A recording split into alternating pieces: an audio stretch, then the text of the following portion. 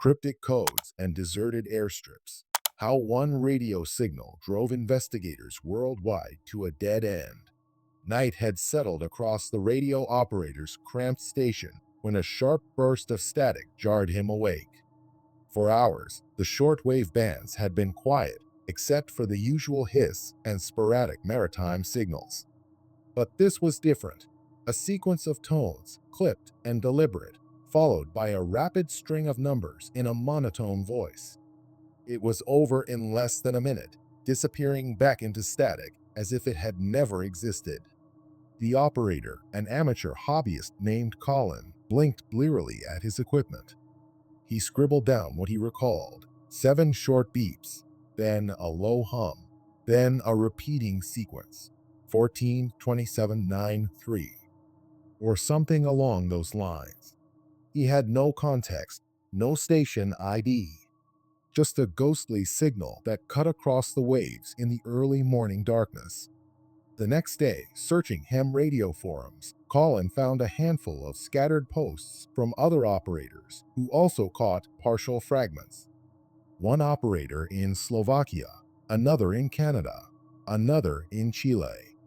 The descriptions matched: a cryptic set of tones or beeps, then a voice reciting numbers or letters, before abruptly ending. Everyone described a sense of eerie precision, as though the broadcast was meant for ears that knew exactly how to interpret it. Some watchers in the radio community joked that it was a leftover from some spy number station. Others said it might be maritime or aeronautical data transmissions. But none recognized the codes specifically. Over the next few weeks, the signal recurred sporadically, always on slightly different frequencies, never staying consistent enough to be pinned down with ease. People started calling it the drifter, referencing how it drifted in frequency and location. The watchers who specialized in shortwave mysteries began to chase it, scanning at odd hours, hoping to glean a full sequence. They posted partial transcripts on specialized forums, comparing notes. But every partial set of numbers or letters was either too jumbled or incomplete. Meanwhile, speculation soared. Was it an intelligence agency's covert broadcast? A cryptic puzzle orchestrated by a fringe group? Or some complex emergency beacon from a half-forgotten satellite? Each guess found no conclusive evidence. It was only after a Romanian hobbyist named Clara posted a more comprehensive recording, managing to capture nearly 3 minutes before the signal dropped, that watchers realized there was more behind the numbers. Embedded in the monotone voice was a subtle beep pattern that might correspond to old teleprinter codes. Once watchers unscrambled it, a series of short words in multiple languages emerged: Key Lima Canal Cipher, Track East, Sector 4. This jumbled set of instructions seemed bizarre. Some watchers guessed it was referencing the NATO phonetic alphabet or a leftover from old coded instructions. But the question remained: who was sending them and why?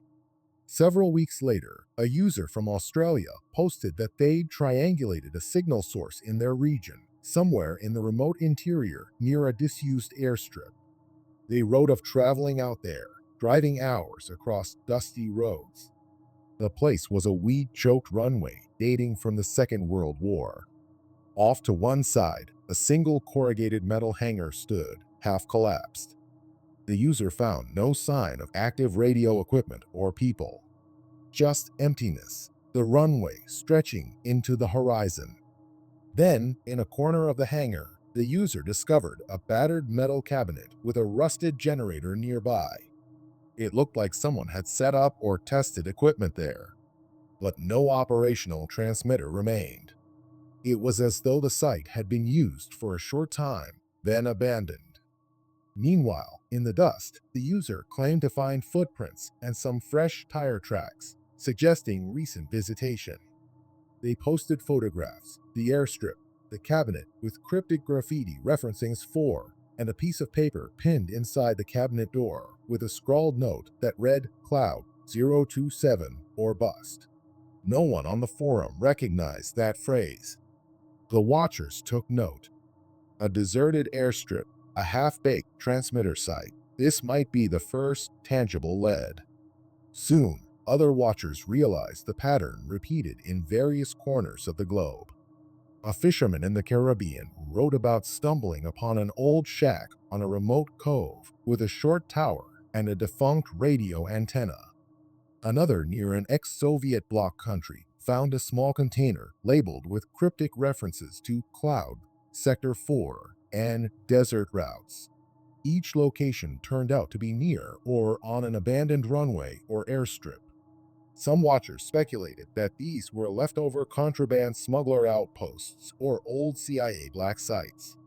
But the presence of these cryptic codes scrawled on metal surfaces referencing the drifters' transmissions was uncanny. The watchers soon realized each time the drifters' broadcast was strongest, it aligned with an old airstrip location in different parts of the world, like a traveling broadcast or multiple sites used in rotation. People started to guess there was a clandestine global operation afoot, with these transmissions serving as beacons or instructions for unknown parties. Yet the watchers who physically visited those airstrips found them deserted with meager scraps of evidence. No one actively waited there. Investigators across multiple countries took interest, some from official intelligence, others from private detective groups. They attempted to decode the transmissions more systematically. A few references to times, coordinates, and desert routes led them to suspect arms trafficking or contraband. Some watchers believed it had to do with drug cartel runway landings. Others pointed to a possible paramilitary network using old channels to coordinate. Still, the transmissions carried an odd sense of puzzle-like complexity. They included ciphers referencing historical code names or references to obscure explorers from the 19th century. For instance, one broadcast ended with the phrase, Stanhope's Crossing re. 186. Searching archives, watchers found that Stanhope was an obscure British explorer who vanished in the Sahara in 1862. Could that be relevant to the desert routes mentioned? The watchers concluded that maybe a major stash or operation was hidden in the Sahara, with these broadcasts providing cryptic instructions for infiltration. A group of watchers traveled to a known desert route in northern Africa, discovering yet another deserted airstrip with a battered hangar. Again, no operational gear except for a single rusted generator and a pinned note reading Focus 14. 27-9-3. The same sequence Colin had first heard. Another dead end. The Watcher's frustration mounted as no direct link to any criminal group or official intelligence emerged. A rumor spread that the drifter transmissions might be part of a private challenge or an elaborate geocaching puzzle. But the Watchers who visited deserted runways in the middle of nowhere, sometimes risking personal safety, found no typical puzzle stash. Instead, they uncovered scraps of unknown significance, plus a sense that they were always one step behind an invisible orchestrator. Some watchers proposed that these transmissions were an art project. Others considered a fringe theory that the signals might originate from ex-intelligence agents gone rogue, testing their old networks. Meanwhile, the transmissions continued randomly, each time reciting new sequences or repeating old ones out of order. After a while, some watchers tried to compile all partial transcripts, hoping to form a coherent text. The result was a bizarre mosaic of references to Orchid Level, Cloud B, S4, Stanhope, 14, 27, 9, 3, and more. Nothing conclusive. A turning point came when a shortwave listener in the southwestern US posted that they'd captured an extended broadcast, nearly 5 minutes. Within it, the monotone voice repeated numbers, occasionally pausing to deliver single words. Black, Redwood, L, 50. Confirm. Then, near the end, a short passage in French. Derrière piste, l'avion ne dort jamais. Behind the runway, the plane never sleeps. The watchers latched onto this, possibly referencing a runway named Redwood. The watchers scoured maps for a Redwood runway or Redwood airstrip. Indeed, there was a Redwood airstrip in a remote corner of southwestern US used historically for private ranch planes, now defunct. A small group of watchers converged there, traveling miles off paved roads to find a dusty, weed-choked landing strip. The old sign read, Redwood Airstrip. They arrived in scorching midday heat. Searching around, they discovered a locked shed. Breaking in, they found an antiquated single-engine plane, severely rusted, so presumably it had not flown in decades. No sign that it never sleeps, unless the phrase was metaphorical. However, inside the plane's cockpit, they found a battered map with cryptic pencil lines referencing 4, Cloud Reservoir, and 14, 27, 9, 3. Another cluster of illusions. The watchers left deflated but somewhat enthralled. Another piece of the puzzle, but no solution. The watchers posted photos. The plane's control panel, scrawled with lines of code, the seat battered by sun, an embroidered patch reading Sector K. Online conspiracists erupted in speculation. K is for Cloud B. Was it all referencing advanced UFO test sites? At that point, official bodies like local law enforcement and possibly covert agencies stepped in quietly, investigating. Some watchers reported men in black SUVs photographing the Redwood airstrip or rummaging in the old plane's cockpit. A swirl of paranoia built up among watchers online. Some alleged doxing or intimidation by unknown men. Then, one day, the transmissions simply ceased. The drifter vanished from the airwaves. A hush fell over the shortwave frequencies that used to carry it. The watchers scrambled, scanning day and night, but found nothing. The last known broadcast repeated 14, 27, 9, 3 in an eerily calm female voice, followed by a final beep, then silence. The watchers waited, certain the drifter would reappear. It didn't. The trail seemed to have gone cold. The watchers, left with only a series of deserted airstrips, random codes, a partially deciphered mosaic referencing obscure explorers, were stuck. Some watchers suspect the orchestrators closed shop, finishing their secret operation. Others claim an infiltration forced them to vanish or relocate. The watchers who had made so many pilgrimages to dusty runways felt collectively that they had arrived at a massive dead end. Indeed, no arrests were made, no grand contraband bust, no official statement surfaced. The watchers were left with emptiness. In the aftermath, many watchers concluded it might all have been a well-crafted, globe-spanning puzzle game. Perhaps a group of puzzle enthusiasts or conspiracists set up these deserted runways with cryptic clues, tricking watchers into a worldwide scavenger hunt. If so, it was an extremely elaborate stunt, requiring significant resources. Another subset believed it was definitely some covert operation, but overshadow illusions, like they used the watchers as accidental carriers of codes, each site confirming or negating certain data, allowing the real operation to proceed unimpeded. The watchers themselves found that explanation plausible, but unprovable.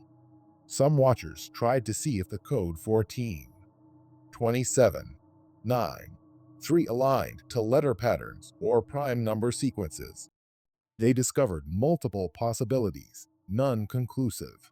For instance, 14 to 27-9-3 could map to letters NBIC or some numeric cipher. Others linked it to a specific date or time, 14 by 27/93, which makes no sense in standard calendar format. Another watchers group found it might correspond to coordinates, but that led them to an oceanic location with nothing.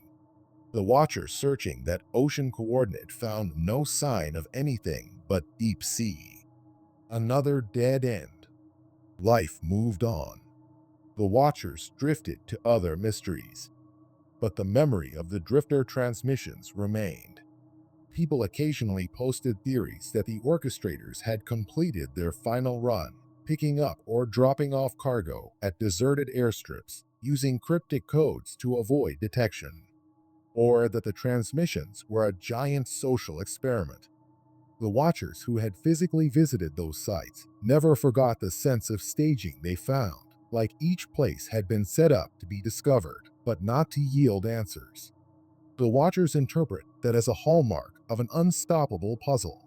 Illusions overshadow illusions, ensuring each clue leads only to a new question. The watchers might see a comedic parallel: the entire world, from desert airstrips to shortwave communities, chasing a ghost that vanished into the static. Meanwhile, official channels remain silent or disclaim knowledge, fueling further conspiracy. From time to time, rumors flare up that the drifter's signal reappeared in an obscure band. Watchers scramble, only to find it's a hoax or random data. Others claim to have found references to Cloud, Sector 4, or Stanhope's Crossing in old paramilitary documents. But no smoking gun emerges. The Watchers remain convinced that if one had solved the puzzle fully, maybe they'd discover the hidden purpose behind these codes, be it a stash of gold, a secret base, or some advanced experiment that needed ephemeral supply flights in remote corners. The Watchers call it the greatest wild goose chase of modern cryptic radio, an unstoppable lure for those who love global riddles. Meanwhile, for Colin, the original shortwave operator who first heard it, the entire saga ended with frustration. He posted an online farewell, saying that for all the nights he lost to scanning the frequencies, he never learned who or what the drifter was.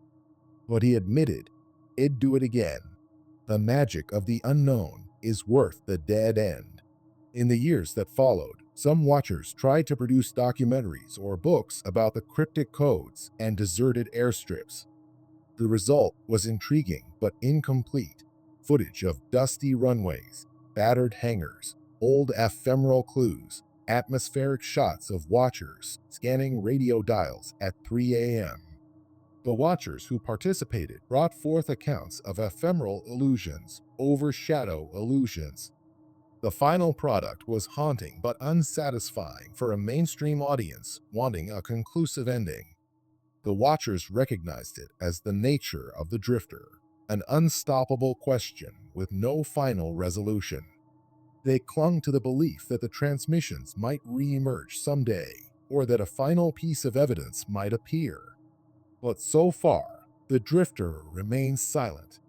The watchers remain in vigil, scanning the shortwave at odd intervals, half hoping for that monotone voice reciting new sets of numbers, or the beep sequence that signal the start of a broadcast. If it ever does, the watchers know they'll be ready, once again launching into a frenzy of decoding and searching deserted corners of the earth. The watchers call it an unstoppable appetite for the unknown, overshadowing illusions, overshadow illusions, each step leading to more ephemeral illusions of clarity. In reflection, cryptic codes and deserted airstrips, how one radio signal drove investigators worldwide to a dead end, encapsulates more than a puzzle or an incomplete investigation. It exemplifies how the chase of the unexplained can unite watchers across the globe: ham radio operators, travelers, conspiracy theorists, even official intelligence, only to end in a swirl of riddles. The watchers see the ephemeral nature of these illusions as part of the puzzle's design. Some watchers argue it was never meant to be solved. Perhaps the orchestrators took pleasure in scattering ephemeral illusions overshadow illusions. Or perhaps the watchers themselves gave the puzzle more significance than it deserved, projecting meaning onto random data. Without a final reveal, we're left with the memory of an unstoppable quest, a fleeting phenomenon that hammered across the shortwave dials for a few months or years, then vanished. The watchers remain with only questions. Who funded the deserted airstrip setups? Why embed cryptic references to explorers like Stanhope?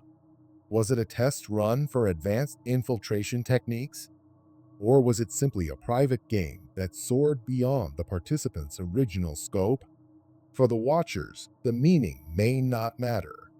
The journey itself formed the thrill, forging new connections, new lines of speculation, new epiphanies about how small the Earth can feel, yet how vast its mysteries remain. The watchers keep their ear to the radio, their eyes on the skies, scanning for faint hints of the drifter.